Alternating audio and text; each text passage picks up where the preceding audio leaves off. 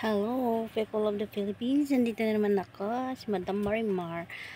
Palaging nagsasabi sa iyo na ang buhay ay hindi madali. Ito'y masalumuot. Paglalo na't ang hirap mong umunawa.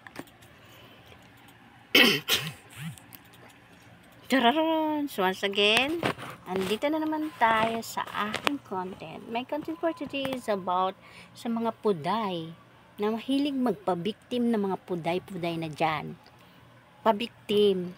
Nako, Diyos ko po.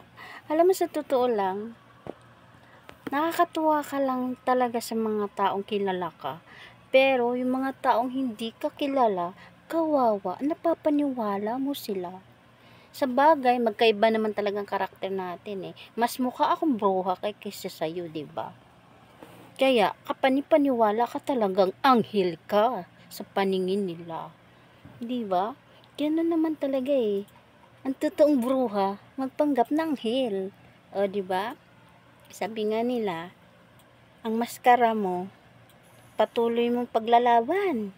Darating din ng araw, matanggal din yung maskara mo. Tandaan mo yan. Diba? Sige go lang.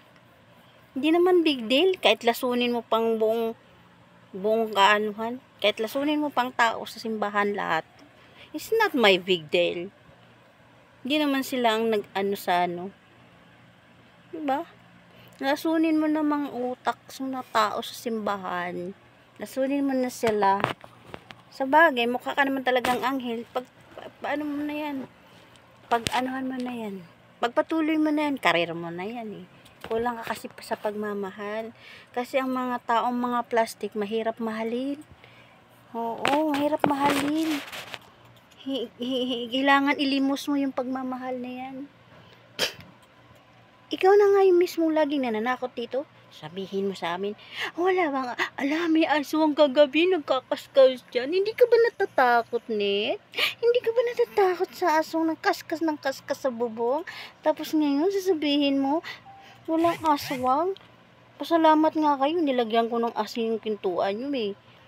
Para hindi kayo pasukin ng aswang eh. Ang lakas ng ano mo, apog mo. Ba't nahilig mo maghanap ng kaalyansa? Ba't nahilig mo maghanap ng ano, ng mga kakampi? Sa bagay, kulang talaga ka ng pagmamahal eh. Wala kasi nagmamahal sa'yo eh, plastic ka eh. Mga taong plastic, ang mga taong kaharap, plastic din. Oo, diba? Ganun yun. Tandaan mo, sigad hindi natutulog. Darating din ng araw na kung ano yung tinanim mo sa kapwa mo, aanihin mo din yan. Ngayon pa nga lang, nag-umpisa ka na eh. Naanim mo na lahat eh. Kaya nga sabi ko sa'yo, magpakasaya ka lang. Mananalo't mananalo ka, pero hindi ka pa rin magwawagi sa huli. Kasi si God pa rin ang magwawagi. Hindi ka nga naglantad, hindi ka nga nanggamot, pero sinasarili mo naman yan, kakayahan mo para maminsala ng kapwa. Unlike sa akin, tinulong ko sa kapwa. Oh, ang dami ko na nagbigay ng inspirasyon, ang dami ko na nabigyan ng salita ng Diyos, Word of God. Ang dami ko na sinalbang taong magpapakamatay. Unlike sa'yo, para walang bakas. Wala kang bakas? Talaga? Ito lang masasabi ko sa'yo, isang araw, yung maskara na yan, matatanggal din yan. Wala namang kasing wala namang usok na palaging nakaano eh. Naano din yan, matatanggal din yung maskara mo dating ng araw. Kaya mong paikutin ng mga taong hindi ka kilala. Bahala sila. Diba? Kasi, ayun ang karakter mo eh. Ang manlinlang ng kapwa. O diba? Ako man ay maldita sa paningin ng iba, at least totoo akong tao. Unlike sa iyo, santa-santahan sa harap ng tao, ang di nila alam. Nalisak ang mga mata mo habang sila ay nakatalikod. Pag gano'n, no? Alam mo yung pag gano'n ng mata mo? Nakayuko. Tapos ang mata nakalisik gano'n. Di ba? Ewan ko lang, mga tao din na uuto mo, uto-uto din sila. Diba? Uto-uto din sila. Wala rin silang sariling kapag napapaniwala mo. Uto-uto din yung mga tao napapaniwala mo. Wala naman akong pakialam kahit lasunin mo ko sa buong simbahan. Kasi hindi naman tao ang sinisimba ko doon, kundi si God. Wala akong pake. Kahit pa magpakampi ka sa kanila. Maldita man ako, pero totoo akong tao. Unlike sa iyo, santa-santita, pero di alam.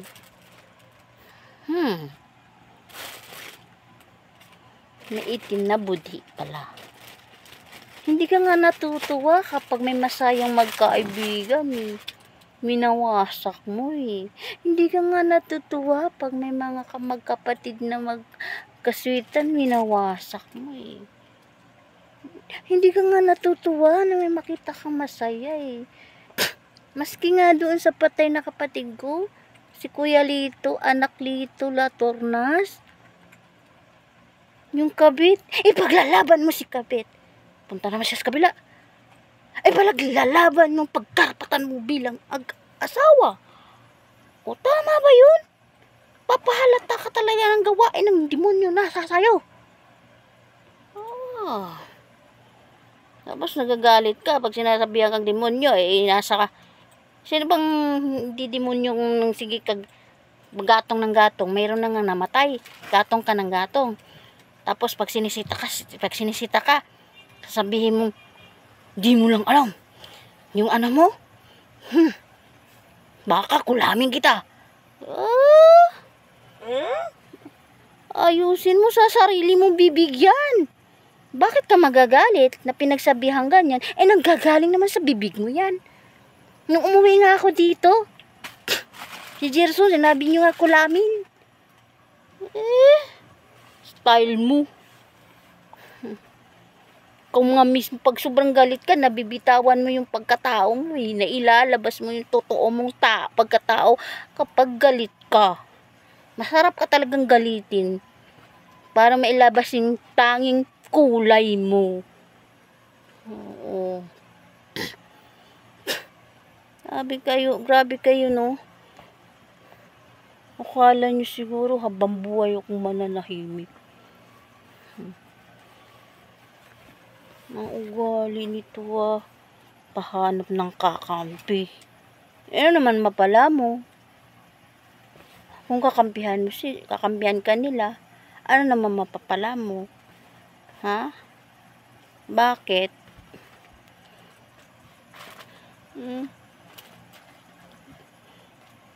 Hanap ka ng kakapya, hanap ka ng kaalyansa. Hindi may iba pa rin ng totoong tao dahil ang dami nagmamahal. Unlike sa'yo, wala nagmamahal na tao. Kasi pag nakilala ka ng lubusan, nilalayuan ka kasi plastic ka kasi. Magagalit ka na naman. Sabihin mo naman, kulamin mo ako. Kulamin mo ako, mapatay mo ako. At least mayroon ako ebidensya dito.